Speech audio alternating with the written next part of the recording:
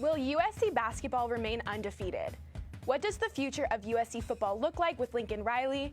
And will our director, Grace, and producers Anisha and Felix finally emerge from behind the scenes? Stay tuned to find out on this extra special hour-long episode of The Water Cooler.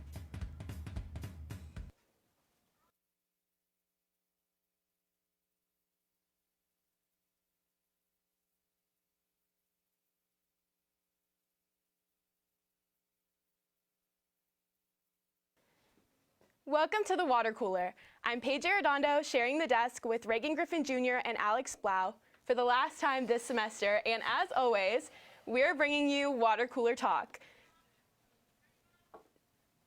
This season has been long and grueling for USC football.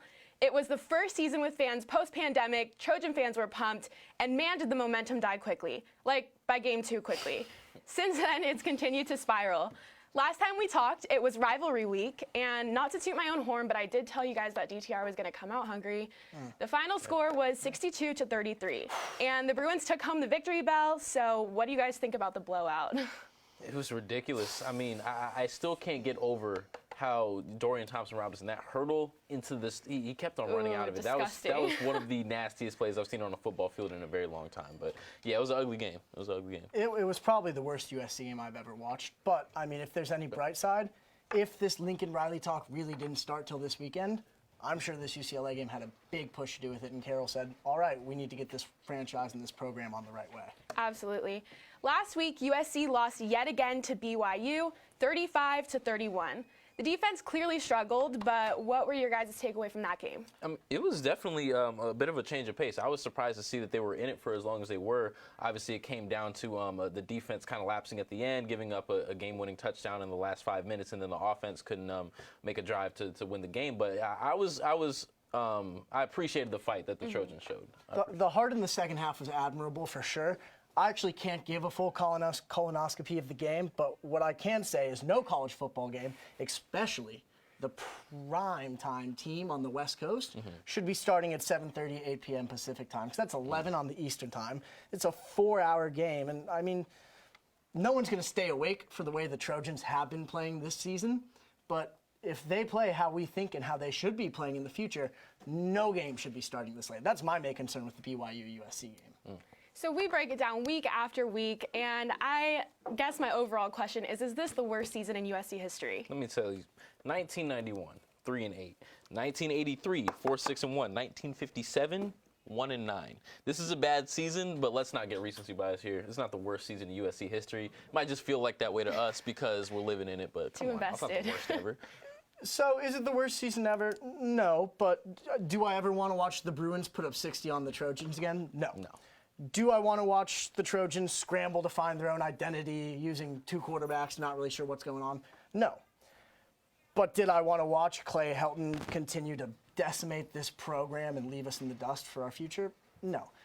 Was the season bad? Yeah, but sometimes poison may just be the antidote, and it seemed to really help this USC team. That was really poignant. Poison may be the antidote. I'm going to use that. I'm definitely stealing that. That was nice. So when I reflect on the season, there are a few defining moments that come to mind, but how will we remember this season? The season we got Lincoln Riley. I mean, that's the only way I'm going to remember it. I mean, obviously there was a lot of peaks and valleys, more valleys than peaks. But at the end of it all, you're ending up and you're looking at a top 5 NCAA head coach. So yeah, that's certainly the way you have to look at it if you're USC. This season was kind of like walking the yellow brick road in Oz. Sure, the house fell on the Wicked Witch of the West. Clay Helton's gone. But there's going to be a little bit of a trial. Ultimately, we found the magician. We found Clay Helton, the man behind the mask who's going to bring USC to prevalence, but it took us a while to get there. Not a season I'm going to want to remember for a while. And what about the impact Drake London made? I feel like we can't forget about that. Oh, yeah, 100%. Woo! I mean, Drake London, I think I said it earlier this year, I don't want it to be understated how phenomenal Drake London was for the games that he played, and he is truly one of the greatest wide receivers to ever step foot in a USC uniform. I think that can't be forgotten. Yes, he had the injury, but we saw this dude go from a freshman who was really just, dominating the underneath, finding open space and zones, to becoming one of the premier, if not the premier wide receivers in college football. His growth has been phenomenal. I can't wait to see what he does. And we got to remember, he wasn't even a lockdown football guy his freshman year. He was still deciding between basketball, football, which one he wanted to follow. I think when you look back at his career here, and especially this year, which got cut short tragically, he's not going to stack up to the Marquise Lees, the Robert Woods, even the Nelson Aguilars. But when you look at how he played, when he played, he was all time. Absolutely. 100%. So our very own executive producer, Daniel Halpern, sat down with USC football players Mo Hassan and Samuel Orem Jones to reflect on this season and discuss next season. Check it out. Hello, welcome everyone. My name is Daniel Halpern. Alongside me, Mo Hassan, quarterback for the USC Trojans, and Samuel Orem Jones, running back for the USC Trojans. OJ, Mo, how's it going? Doing well. Thanks for having me. I'm excited. Thanks for having us. Of course, I'm happy to have some of my guys come on the water cooler. I helped them out. The Momentum Truck, of course, check out the Momentum Truck. So guys, both of you, we're all the way through the season. Obviously not the season that most people wanted here at USC. However, there's still some big takeaways. Drake London had an amazing season before the injury. A lot of guys young, getting time, stuff like that. What do you guys think are some of the biggest takeaways from this season so far? Yeah, I mean, look, it's always tough. It's not what we envisioned, at the start of the season. I think, the standard and the expectation at USC is to win a national championship and to compete for conference championships. And obviously, it's not what we ended up doing. Looking ahead, we play Cal this week. We want to end the season strong. Obviously, we have Coach Riley here, and he's going to be evaluating guys for next year's roster. So I think it's important for everyone to step up and finish the season on the right tone. What about you? I'm in the same boat. Obviously, we didn't get the results we wanted, but that's part of it. You win some, you lose some. You can't win them all. A bunch of guys really stepped up and did a great deal for the team. Brett Needham, I know, Liam Jimmons, all those boys were like first team all Pac-12. Some great young guys have shown out. Like Caleb's going to be crazy here the next few years. These guys are going to get it done for sure. Mo, you were talking about this Cal game. There's obviously still one game left this Saturday up at Berkeley. What are the expectations for the game? Any predictions from you guys? What are you thinking about? What's maybe not the game plan? I know you guys can't talk too much about anything like that, but just what are some expectations and what are you guys looking forward to in this season finale? Yeah, I mean, for myself, it's tough. Obviously, I'm injured, but for the team, the standard is always the same, and it's to dominate. Coach Harrell tells us every day after practice we have the ability as an offense to dominate every opponent we have, regardless of who it is on the field. And I think that's the mentality we have. That's the reason why we work so hard in the weight room, in the meeting room, on the field, to go out there, put up points, and win the game. So. Well, of course, with the injury, hopefully you get better soon. You'll be back next season. Of course. Very excited for that. OJ, what about you? Expectations for this final game? I think we're going to go out there and we're going to do our thing. We got a bunch of guys on the team that love to play the game of football. And Coach Dante keeps telling us at practice for the last few weeks, we go out there and have fun. And when we do go out there and have fun, I don't know if there's anyone in this league that hang with us. So I think we're going to go out there and do our thing, for sure. Well, there might be a lot more fun coming to USC now that the new head coach, Lincoln Riley, has been announced. What has the atmosphere around the team been since the hiring? Man, everyone's excited. I can speak for myself. Playing quarterback, Coach Riley is one of the best in the business. Jalen Hurts, Kyler Murray, Baker Mayfield. These are all guys that I've looked up to, and dudes around the country look up to. They're all stars in the NFL, 2 Heisman Trophy winners, back-to-back, number 1 overall pick. So the resume speaks for itself. I'm really excited to get to know him more, learn the offense, and more to come. We're all really excited, honestly. And OJ? Yeah, I'm in the same boat. The real big name does come with the glitz and the glam of LA, and I think that he's going to fit into those shoes perfectly. The whole staff that's coming here, I think, is going to do a really good job. People are really excited to see what USC is going to do, and I think they're rightly excited. So, of course, the most important question, has he invited either of you guys on the private jet for, just flying around? Go next week. Then we're taking it up to Cal this weekend. Oh, yeah? Oh, man, not the jet yet, but hopefully he'll come on the podcast. That'll be exciting, on the truck. So. Yeah, well, of course, again, everybody check out the Momentum Truck podcast hosted by Mo Hassan. Great content, everything USC, everything outside of USC too. It's a lot of fun. So see you guys around, and we're going back to the studio now. That Daniel got to get an insider perspective on that one, but it's week 13 in the NFL, and the playoff race is heating up. Week 11, the Patriots shut out the Falcons 25-0. Last week, they beat the Titans 36-13. And the Chiefs are on a 4-game winning streak with an important game this week. But guys, what do you think, who's the hottest team in the NFL right now? Yeah, I've got to pick up where you left off with the Kansas City Chiefs. I mean, they are playing incredibly right now. Earlier this year, I came on this show and I was calling for defensive coordinator Steve Spagnuolo's head. I was saying you need to get him out of there. They got to find a replacement. If not now, then in the offseason. But let me go ahead and eat those words, because in the month of November, the Chiefs have had 11 sacks, and more importantly, they've produced 11 turnovers. They're playing immensely well. Guys like Tyrann Mathieu, Frank Clark, they're leading the way. You talk to Spagnuolo, he talks about how, Tyrann Mathieu coming out 10 minutes early, staying 10 minutes after. That's really setting the tone for the defense and this little turnaround that they've had. And, you get them rolling defensively, the Chiefs are a very, very dangerous team. We all know this. We know what Patrick Mahomes is capable of. We know what Tyreek Hill does. We know about Travis Kelce. But it's always that side of the football. If they get that locked down, this is one of the best teams, if not the best team in the NFL. So they've been playing very well. Their defense has definitely stepped it up. Offense, I'd love to see more from, but when you have that guy leading it, I'm not too worried. It's Patrick. You want to talk defenses, though? Something special happens when Bill Belichick and Kyle Van Noy are on the same roster, because he goes to Miami. Miami's got a baller defense for a year, but Bill made sure he brought him back with everyone coming back from COVID, and this New England Patriots defense is exactly where we left them with Tom Brady, and when Tom Brady left them. They are stopping opponents. They're stopping big opponents. More importantly, it's letting Mac Jones not be afraid to make mistakes. He's not making many. Right. But he's taking shots. He's winning games. Kendrick Bourne and that wideout whole group is looking different than any Patriots wideout group we've seen in, I'd say, probably 5 years. So I do think the Patriots are hot. I would say the Packers are the hot team, but it seems like justice is blind given Antonio Brown and Mike Edwards have a suspension and Aaron Rodgers is still roaming the sidelines unvaccinated. So I don't know about that. I'll tell you what, the Patriots, while they have been playing very, very well, I'm just not a believer. Mac Jones is somebody that I wasn't necessarily sold on, and while he's looked very good, I think it's something to be said for a quarterback who doesn't lose you games, but he's not necessarily winning you games. When I look at Mac Jones, he's not making the mistakes that'll lose the Patriots games, but I'm not sure he's making the plays that win them games, which is why I give the Chiefs a little bit of favor. Is there a rookie QB looking better than him, though? Probably not. Yeah, no. But I'm not sure if there's a rookie QB that's in a better situation as well. So, it remains to be seen whether Justin Fields, Trey Lance, if they were set up with similar circumstances, if they could perform as well. Sure. Yeah.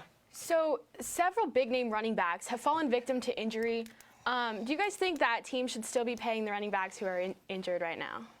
I love this question. I could write an essay on this question. It's such a controversial argument, and I feel like there's two factions, and people conflate kind of these two ideas, right? The value of a good running game and whether or not it's worth it to pay top dollar for an elite running back. Those are two different arguments to be had. Don't get me wrong. Offense always starts with running the football. If you can't do that, things are going to fold like a tent, right? But you can put together a strong running game without an elite running back. We've seen it time and time again. Look at DeMarco Murray back with the Cowboys. You look at Elijah Mitchell in San Francisco right now. You look at the running backs by committee in Philly and Washington. Even how guys like Tony Pollard and Deontay Foreman are able to step in for elite running backs like Derrick Henry and Ezekiel Elliott and be just as effective, right? It's because teams like the Titans and teams like the Eagles and teams like the Cowboys, they win games in the trenches. They have really good offensive linemen, and if you have a strong offensive line who can push and move guys, you're going to have a strong running game regardless of who's in the backfield. So when you do that and you invest in that offensive line, there's no need to invest in a position like running back, which is, let's face it, you add a lot of injury risk, right? You're one guy who's taking a bulk of hits throughout the course of a game, and you see a lot of running backs get injured throughout the course of the NFL season. Short careers, too. So, exactly. They have the shortest career of any position in the NFL. But when you have a CMC or somebody who transcends the running game, where they're easily your best outlet in the passing game as well, can you afford to let them walk to another team in the NFC, in the AFC, or anywhere? Hey, I understand the argument there because a guy like CMC, I think it's rare, a guy who's even worth having the discussion about. Christian McCaffrey, Alvin Kamara, Derrick Henry, they're in that class. But even then, if I'm a general manager, I'm really having to sit with that and think about it because as good as it is to have them, I know you can be just as effective for less of a price if you go ahead and invest in your offensive line. Yeah. You look at what happened as soon as Christian McCaffrey goes down, and this is not one but 2 seasons in a row where he's had season-ending injuries and everything falls apart for him offensively. You can't have that. You can't put all your chips into that basket. So, of course, you need a good running game and you need good running backs, but you don't need to pay out the behind for an elite running back. I don't think so. And you look at the teams who have won Super Bowls in years past, have they had elite running backs? No, but they've had really good offensive lines. It's that simple. Yeah, you're not wrong. Do I have time Welcome to to my respond TED Talk. Now we'll move on. So playoffs are right around the corner, and I'm curious to find out what Reagan and Alex have to say about the top contenders. So let's take a look at their playoff brackets. Yeah, guys, you Pretty. take it from here. You want to elaborate? I just talked my behind off. Yeah, I'll go for a little bit. Look, I think it comes down to 4 teams that are really going to impact how this postseason goes. One, you got the Baltimore Ravens. Sure, they haven't looked great over the last 2 weeks. I'd say Lamar probably had the worst game since high school. Yeah. Last week. It was rough. But I do think they're just too hot to stop. I think in the same division you have the Chiefs, who've won 4 straight. And the way I see it, they're going to win out the season. They're going to be unstoppable. I think those two are going to have to play. And then it's going to be about the Bucs and the Cardinals. Can Kyler Murray stay healthy? Is he healthy? You know, can they take advantage of that weakened Bucs DB over the top to DeAndre Hopkins? And then can the Bucs just stop the run, stop Kyler running, stop James Conner running, maybe get Leonard Fournette going? Ultimately, though, I think we see a Bucs-Ravens Super Bowl, #1 rushing defense. Defense wins championships. Not #1 rushing defense right now. They will be by the time. Don't get it twisted. They will be. They're on their way back. I think the Bucs win 2, go for 3. Well, I agree with you on just about everything that you said, except I want to throw one more team in the hat, and that's the Green Bay Packers. Shout out Daniel. But yeah, I think those are the 5 teams that you're looking at competing for a Super Bowl right now: the Ravens, the Chiefs, the Cardinals, the Bucs, and the Green Bay Packers. However, while I agree with you that you also have a Ravens-Bucs Super Bowl, I think the team that ends up coming on top is the Baltimore Ravens, and I know that pains you to hear because you're a Bucs fan, and we can go ahead and get into it. The thing with the Baltimore Ravens over the Bucs, Yeah. it's simple because you look at the Bucs track record. They don't play well when the offense slows down, right? In games that they've scored 30 or less points, they're 2-2.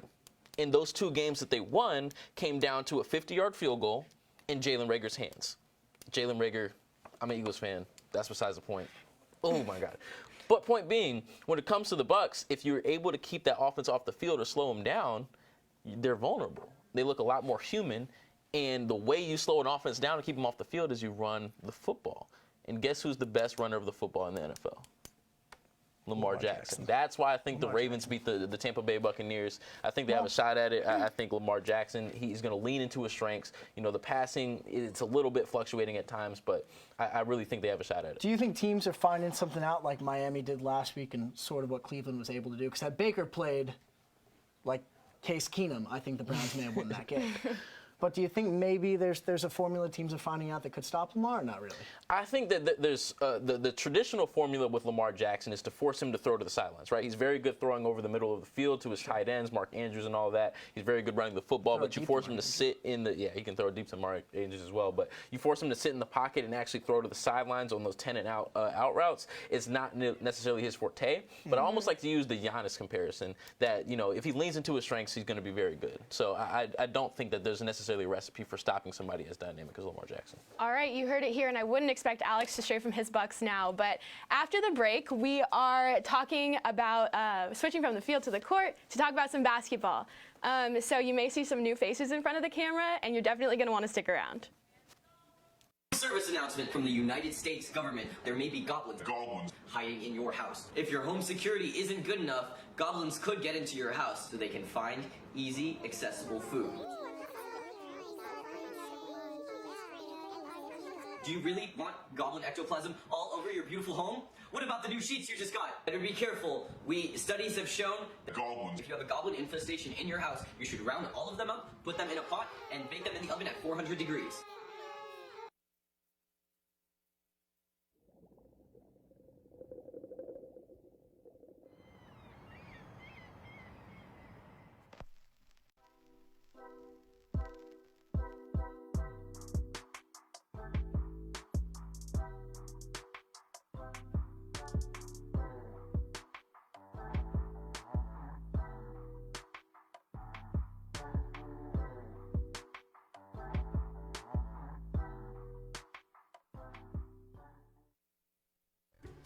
You love Uber Eats, the #1 app for getting your favorite local and chain foods delivered right to your door.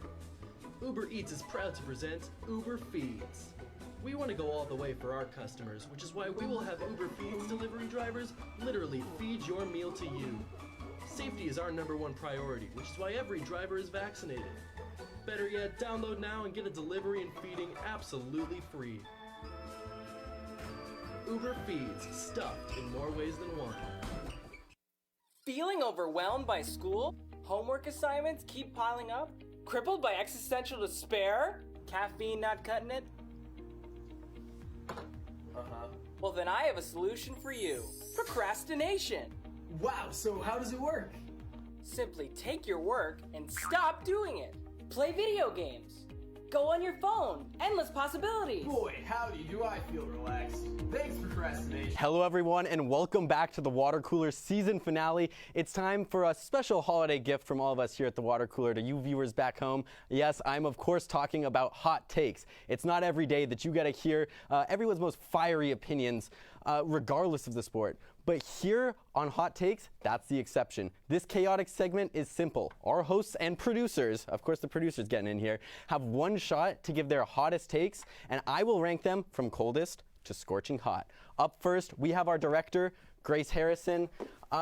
Grace, you're guaranteed to start at the top of the list. So what's your take?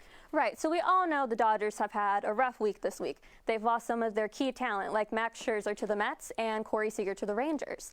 My hot take builds upon the Dodgers' struggle, and that is Clayton Kershaw, our favorite pitcher, going to the Rangers through free agency and then getting traded back to the Dodgers. So let's talk about this. Let's be honest, Kershaw, as much as I love him, he's getting old. He's nearing the age of retirement. He's also a free agent who is from Texas with a family in Texas and a house in Texas, so it makes sense for him to want to retire at home. But why would the Rangers want Kershaw? Well, the Rangers are going through a rebuild right now, and they've signed key offensive talent like Corey Seager.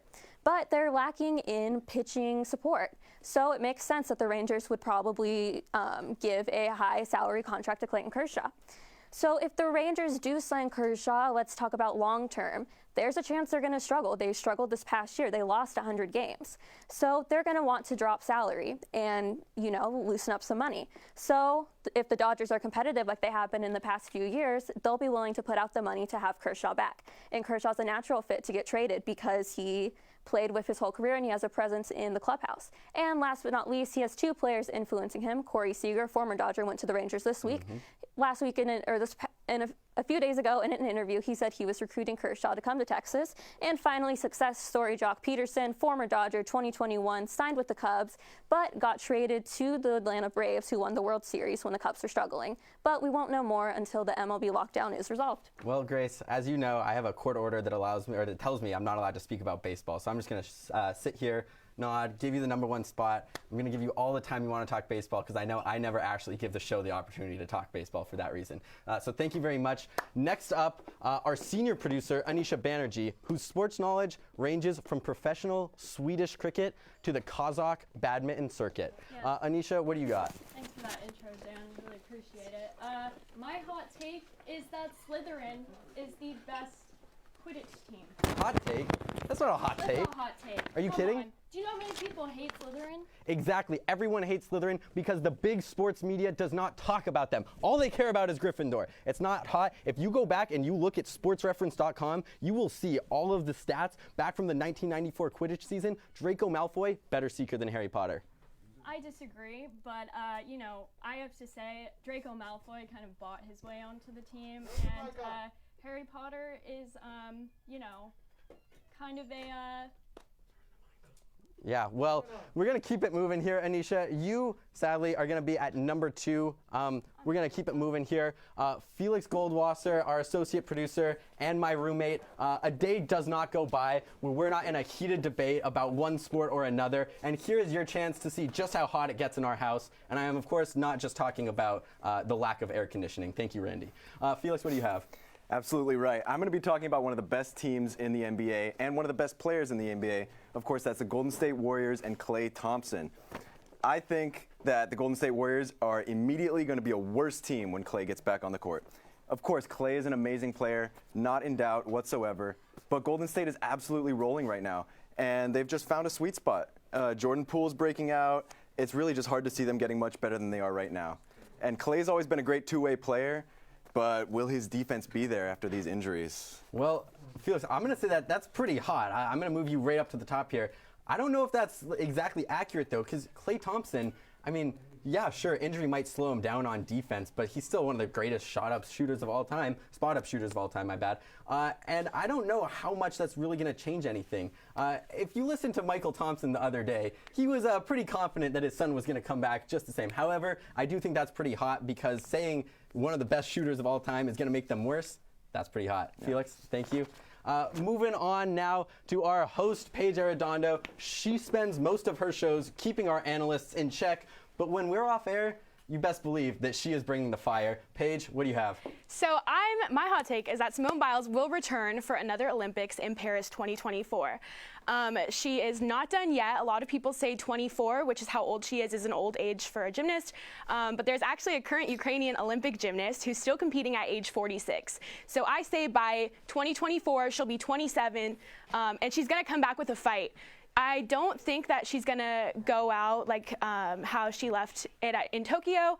I think she's an elite athlete with an elite mindset, and she's already made such amazing changes and helped the push for social change in the sport of gymnastics. So she's already had an incredibly accomplished career, but I do think that she'll be back. And I have to say, that's kind of hot. It's not the hottest take. Simone, she's the GOAT, okay? She is the GOAT. She has that fighting spirit. She will be back, I promise you that. For that reason, I have to put you a little bit lower down here. Grace was a little bit more out there, and as I was just saying, Felix a little bit more. However, your first shot on hot takes, you'll have more time to get it. You'll get hotter, don't worry. It's because he's never done gymnastics. Believe me, I am not the type of person to do gymnastics. Paige, with her dancing and everything, it blows my mind. Next up, we have Reagan, and come on, if your take is even half as, hot and spicy as this outfit, it's going to blow everyone away. So what do you have? Appreciate that. Man, let me tell you something. It's about time that we start talking about Stephen Curry, like the top 5 all-time NBA player. Like top 5 right now? Top 5 right now. If he retired today, he'd be a top 5 all-NBA player. Oh, and of all time? Of all time. Let me tell you why. We know about the handle. We know about the shot. We know about the finishing. We know about the jazz-like improvisation skills. Stephen Curry is the greatest shooter of all time, the greatest offensive weapon of all time. We see it on a night-to-night basis. I don't have to talk about all that. Let me tell you something, man. Dude is on track to win another MVP. His team is on track to win another championship. If he has 3 MVPs, the first unanimous MVP in NBA history, if he has 4 NBA championships, or we're talking about a dude that at the end of his career is going to have probably around 10 All-Stars, 10 All-NBA, yeah, and the greatest offensive weapon of all time, the greatest shooter of all time, we're talking about a top 5 NBA player. Yeah, so if he's top 5, Nikola Jokic is top 3. Get out of here. We're moving on. What? That's my hot take. No, I'm joking, of course. Stephen Curry, amazing shooter. Skylar, you're up next. Let me guess. I'm thinking something Lakers related, like maybe they win the next 15 championships, something like that. That sounds about you hot with the Lakers. Absolutely no, but they will win this year. LeBron's been out most of the time. Big 3 will get great. My hot take today is Zion Williamson is going to be the best player of the 2020s. Who was the best player of the 80s? Magic Johnson. 2000s, Kobe. 2010s, LeBron. 4 youngest All-Stars of all time, LeBron, Magic, Kobe, and Zion Williamson. Zion Williamson is like if Shaq and LeBron had a baby driving to the hoop. It is absolutely incredible what this guy can do. He has the longest streak ever of 20-point games on 50% in his first 2 seasons. Youngest player ever with 30 points on 90% shooting. Zion Williamson will be the best player in 2020s. Y'all can check back in with this in 2029 and tell me I'm right. So, Skylar, I'm putting you right up at the top, but maybe not for the reason you think. Zion, generational talent. No one's denying that, besides me, who said John Moran is going to be the better player during the March Madness tournament when they were both playing in it. Go back previous water cooler episodes for that take. Yeah. However, that's not why this is hot. It's hot because Zion can't stay healthy. When has he been on the court? You think he's even going to play a full 8 When he broke those records I told you about. Not for a whole season. It's his first 2 seasons. We remember Joel Embiid. We're good. Hey, if he gets back, that's a hot take for being healthy alone. Get out of here. We have one more. Finally, Alex Blau. Skylar currently sits at the top. But see if we can't change one final chance to change that, Alex. What do you say? My hot take, Dan. Lincoln Riley's arrival will not bring 1, but 2 USC national championships in 5 years. That's not hot enough? No. 5 national championships in 10 years. Here's how it's going to happen. Pete Carroll had an idea. Alex. I said hot. These aren't hot takes. This is fact. This is going to happen. For that reason, you're at number 7, and I'm sorry. That's it for you. Get on out of here. Skylar Treppel, you are the champion of Hot Takes of Fall 2021. All right, we have some more hot takes coming up next, but if we give any more right now, the fire alarms will probably go off in here and, you know, flood the entire studio again for the second time this semester. So we're going to keep the show rolling. We know that Alex is hyped about the Trojans going forward, as he was just talking about, but he might not have been that excited this past season. So let's take a look back at how he reacted after every single week of the season in this package. Take it away. All right, let's start this season. Okay, way to get our feet wet. Nice win. Get the rust off. We'll be back in action. Somebody fire Clay Helton now! Helton is gone. Dart is here. We are back, baby. Okay, we might suck, but Drake London is winning the Heisman. Okay, it was Colorado. Is the Pope Catholic? We're 15-0. Of course we're gonna win. Come on. I don't know. What do you, maybe bring back Matt Fink?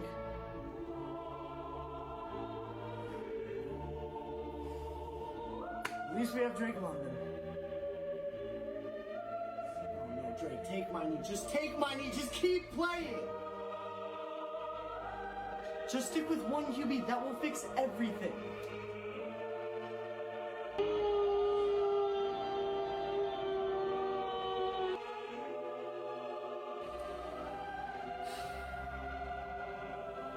This is the end of USC football.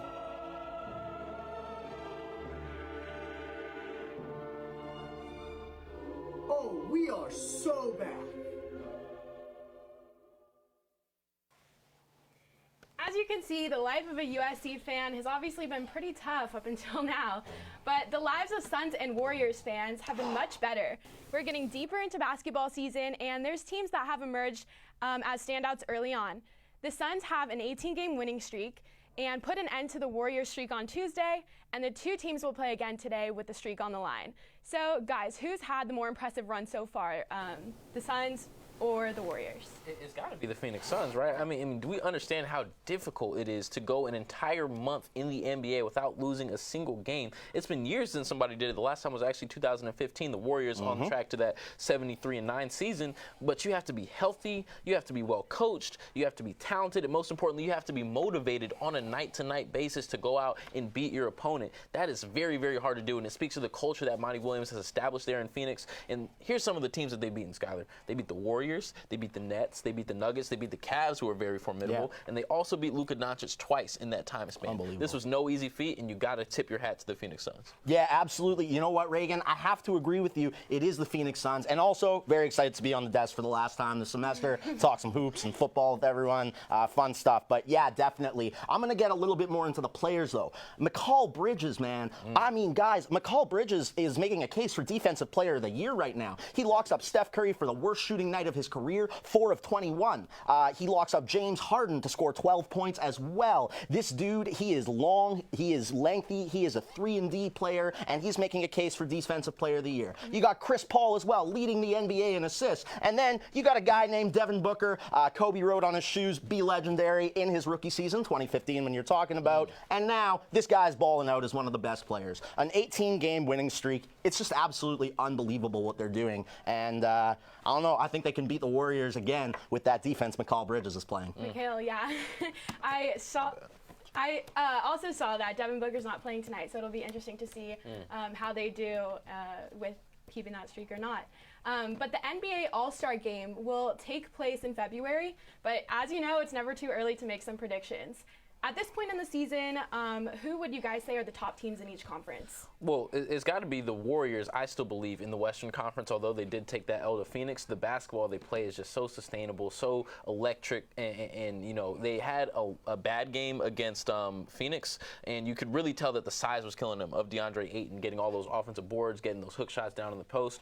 But I will say that, you know, the Warriors, they adjust very well. Steve Kerr's a very good coach. I don't expect them to lose twice. So I would say that the top team in the Western Conference is going to be the Warriors. As far as the Eastern Conference goes, Giannis Antetokounmpo is heating up, man. Dropped 40 the other night. He's looking very good. That's always a team that's very formidable out east. I'm going to give it to them. Milwaukee's going to be top. Nice. Yeah, no, you know, I got to agree with you on the Warriors. I mean, come on. Steph Curry's playing out of his mind right now. But they're going to have Klay Thompson back, too. And that right there creates extra spacing for these new guys that Klay hasn't even played with. Klay hasn't played with Wiggins and Jordan Poole yet. So the Warriors are going to be absolutely unbelievable. Then you've got the Miami Heat. I think that's who's going to be tops in the East. I was going to say the Milwaukee Bucks. But yeah, I think it's the Heat. You got Kyle Lowry, who's a dog. This guy, he just gets the stats.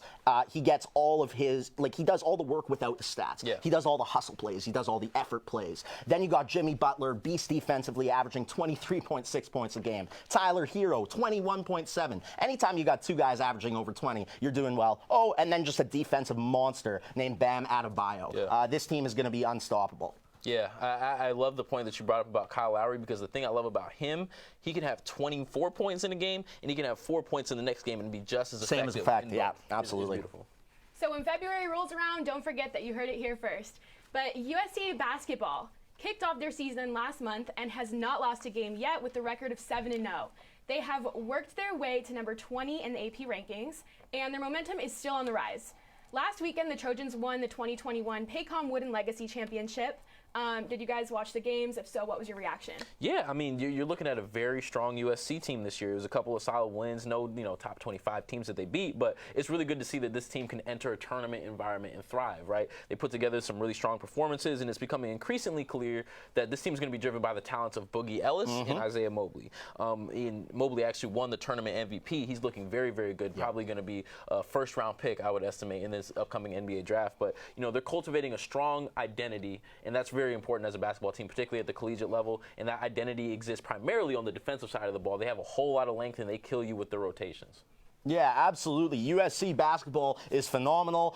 They're the most fun team to watch on campus right now. Boogie Ellis, he didn't have a great last game in the tournament, but then he comes out against Utah, 16 in the first half. He's flexing after his dunks. It was incredible.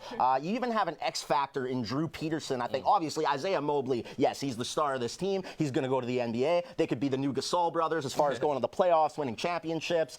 So I think that Isaiah Mobley, he reminds me of Karl Anthony Towns with that Kevin Garnett coast-to-coast ability. It's really incredible what he's able to do. And then Drew Peterson is a nice X factor who can hit the mid-range, the footwork. This team is 7-0. I think they can go all the way to a national championship. I'm extremely impressed. So tomorrow they're taking on Washington State, a team that is 6-1.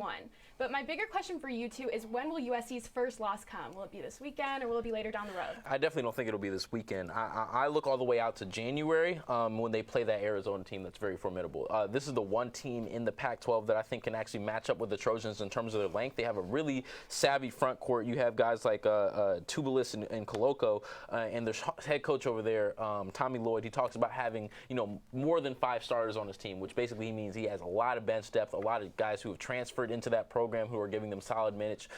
So yeah, that's going to be a very tough team, and the team can't go undefeated, right? So I'll give it January 2nd against Arizona. That'll be the first game. All right, I like it. I'm going to go a little bit crazy here. I think it's February 12th against USC or against UCLA. I think they can push it again. This team is next level. They are like the future NBA. They're all fast 7-footers, and that is the future of the NBA. Even Max Agbompolo, 16 points the last game. Boogie Ellis, man, I met him on campus, said Kobe was his favorite player, models his game after him. He's got that Westbrook aggression with that Kobe shot. It's incredible. That's all you got to say to Skylar. Now Boogie Ellis is now he's my favorite player forever. So one-word answers here. Is this team better than last year's team? Yes. I'm going to say yes. And it's hard to say that because of Evan Mobley, but yeah, I'm going to say yes. Yes. They are. Better team overall, even though Evan Mobley is one of the best USC players ever, if not the best. All right, neither of them understood the assignment, but after the break, it is the moment you've all been waiting for. Almost. We will be having a debate, and it is bound to be a great one, because we are talking all things Lincoln Riley. Stay tuned. Joke, Trojan Vision viewership. That's not funny. Not sure if the art craze is a terrible disease or just a terrible show. Both? Trojan Vision? More like no one listens. Delish is a college cooking show. They should just be honest and call it making stale toast on a budget. That's true. Trojan Vision. Is that a condom ad? Yes. Mind Games is a perversion of the American dream. The Scoop? Lose the SC and add a P and you have a great description. Poop humor. Nice. The number of people who watch Trojan Vision is less than or equal to the number of people wearing Livestrong bracelets right now. Well, joke's on you. Breakdown is what you get if you took Weekend Update and subtracted humor, added time, and replaced awkward silence with even more awkward silence.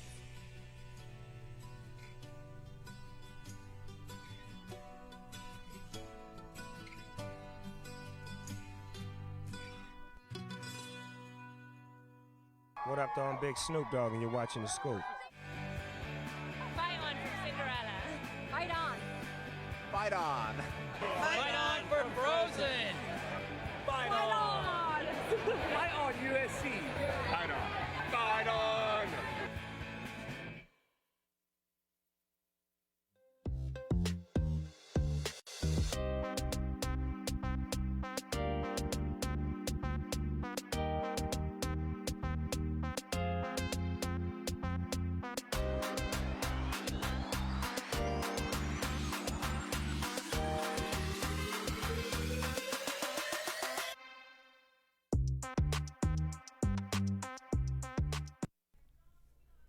Welcome back to the water cooler. We've got the whole crew on the desk, and we're pumped for today's great debate. Roll the bump.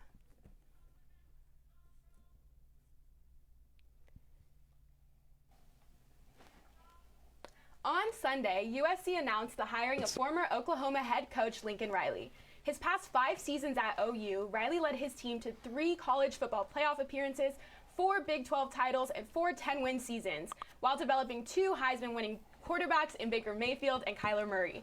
So my first question, which seems like an obvious one, did USC make the right decision? If y'all have any better alternatives, I'm happy to hear them. But, like, yeah, duh. Like, you couldn't have gotten, unless, Dabo Swinney was ready to go or Nick Saban was ready to dip, like, you couldn't have got a better head coach than Lincoln Riley. Absolutely. I know we're going to dive deep into this topic, but yes, they absolutely made the right decision. When you have a coach from a top 5 school who you can lure away, it's unbelievable. You do it every time. It's one of the biggest moves in program history, if not the biggest. Yeah, I mean, I think really this is the biggest thing to happen since the moon landing. Here's the only difference. Lincoln Riley isn't on a soundstage in Jersey, okay? He's actually here, and he is ready to make an immediate impact. Another thing I love about Lincoln Riley coming, Pete Carroll had this whole philosophy, hey, we don't get on the jet outside of California unless this player is a first-round NFL pick. Wow. We can rebuild that pipeline, getting all these great Cali kids directly into the Coliseum. And if we need to go get someone from Florida or Texas, he's got 24/7-hour private jet access. He'll just hop on, he'll take the fam down to Disney World, he'll go see the guys in Tampa or Miami or wherever they may be, and then he'll bring them to SC. I think this is ready for an immediate impact. Pete was 6-6 his first season here. I don't think Lincoln's going to have that same problem. Ooh, I like I'd say, so this move alongside Brian Kelly's to LSU, they're changing the landscape of college football. So what exactly, how big of a move is this exactly? In the scope of college football, I think this is the biggest head coach hiring since Jim Harbaugh went to Michigan. And I say that because here you have 2 blue blood programs, right? 2 historic programs that had been lacking in recent years, right? And fans were fed up. They didn't want the complacency. And the athletic program ultimately said, you know what, we're going to put our chips to the table and we're going to actually do the steps necessary to become back on top of the NCAA. That's what they did with Jim Harbaugh, and now it's finally kind of coming to fruition over there. But that's what USC is doing here. Mike Bones said, you know what, they hired me to come here so we can compete and be at where USC should be, which is competing for national championships. And he did what he needed to do to make that happen. So I would say it's the biggest head coaching hire since Jim Harbaugh. Well, Reagan, you're completely right within the landscape of college football. I'm going to take it one step further here. I actually think that this is the biggest power move by a franchise in sports since the Lakers signed LeBron in 2018. Now, let me explain what I mean by that. In 2018, the Lakers were in the doldrums. Kobe had left. They had, really young players. They were garbage. USC, one of the worst football seasons in history, and then they were not doing well either. So what do the Lakers do? They use Magic Johnson. They use their championship allure of 16 banners at the time. They use all the historic Hall of Famers to lure someone to come and be the savior of the franchise. And that is what USC did with Lincoln Riley. I love it. And it is incredible. We're talking USC football, and you still find a way to incorporate the Always Lakers. bring my Lakers expertise in. Can I ask you a question? Yes. Why does it exceed Kevin Durant and Kyrie Irving going to Brooklyn? Just curious. Going to Brooklyn because Brooklyn hasn't won a championship yet. Lakers won a championship, so you can call it a legitimate franchise power move. I think this will put USC not back in the title conversation, but winning one or two over the next 5 years. I kind of like where your head was at. This move of bringing Lincoln Riley in reminds me of a football team that was really struggling for a long time, kind of lost their identity after they won a Super Bowl in the early 2000s. They went big on this QB, similar like we brought in JT Daniels. Things didn't work out. They brought in Jameis Winston. Things didn't work out. Eventually, they went out and they found this third party who has come in and has taught them, A, how to win, B, how to change a culture to win, and then C, how to make everyone around you better. And I think Lincoln Riley's going to do that just as Touchdown Tommy did it in Tampa Bay. Love it. So Is Alex, that good? Bringing in, he had brought in the Lakers. It's fair. It's fair. I mean, we wouldn't expect anything else. So Riley has already made huge recruiting moves. Just a couple days ago on Wednesday, quarterback Malachi Nelson announced his commitment to USC. Yesterday, 5-star running back Raleek Brown committed as well. So both athletes were previously committed to OU.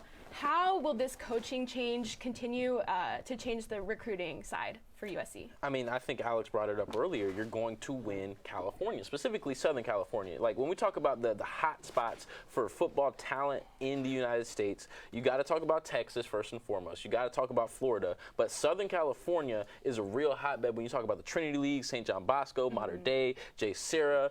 You talk about Servite. There's a whole plethora of talent, not just Southern California. You go up to Northern California, there's a boatload of talent up there, too. And winning California is going to prove to be a substantial improvement for USC. If they win California, that gives you a top 10 football program off bat, just off talent alone. I mean, look nationally right now. You got Alabama led by a Cali QB. You got Ohio State, may not be as good as they were, led by an Alabama or a California QB. Georgia, JT Daniels, led by a California QB. There's a lot of evidence showing California kids win you games. Totally. Yeah, absolutely. I think, seriously, Lincoln Riley has changed the culture of USC in a matter of days. He is stealing 5-star recruits away. We got Raleek Brown. We got Malachi Nelson. And one more thing about Lincoln Riley is that in professional sports, it's usually 30 teams, right? There were over 100 teams in this case, and USC goes and gets a top 5 coach. That is such a good look for the program. So Lincoln Riley coming here in itself is an advertisement for coming to USC, and he's done it in a matter of days. It's incredible. Can I tell you where I'm worried about recruiting? Yes. Our defensive side. So Lincoln, we gotta get that popping. Lincoln brought Alex Grinch. His DC from Oklahoma is already here. Yeah.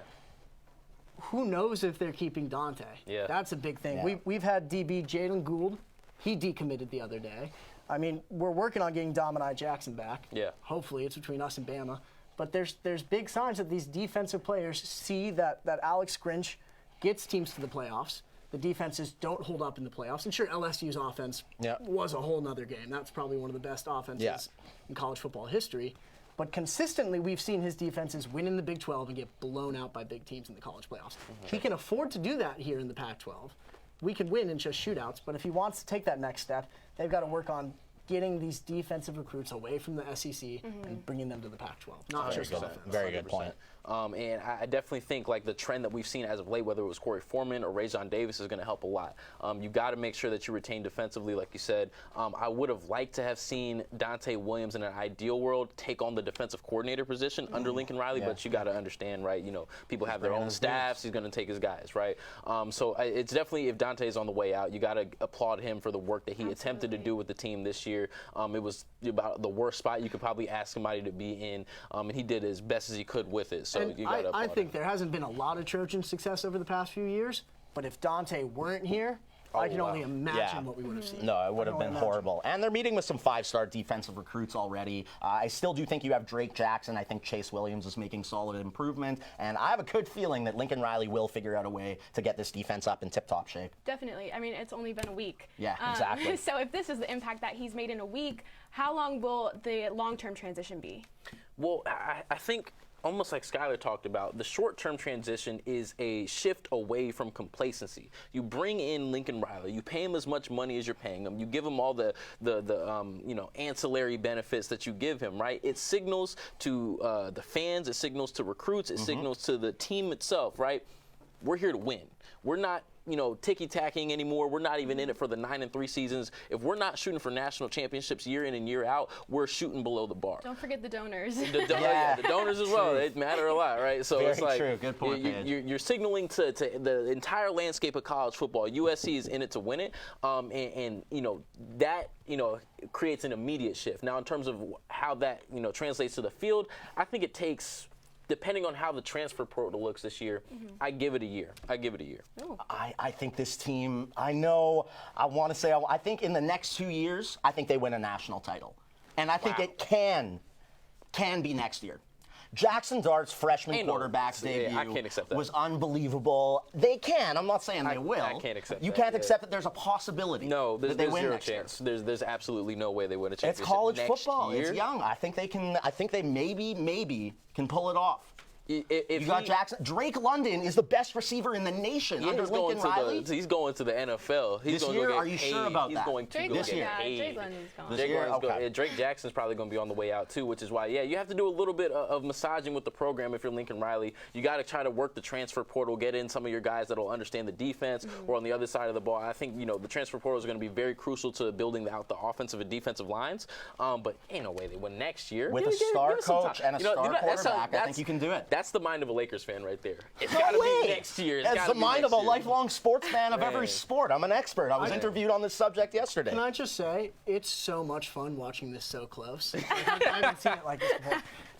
You guys are both making good points. The group that I look at and I say when they're developed is when we are ready to go is the USC offensive line. You and I were talking about earlier, do you pay the big running back? We have the big running back coming. Yeah. We got him. Can we make room for him? Can we protect Jackson Dart so that he has time to look at these options?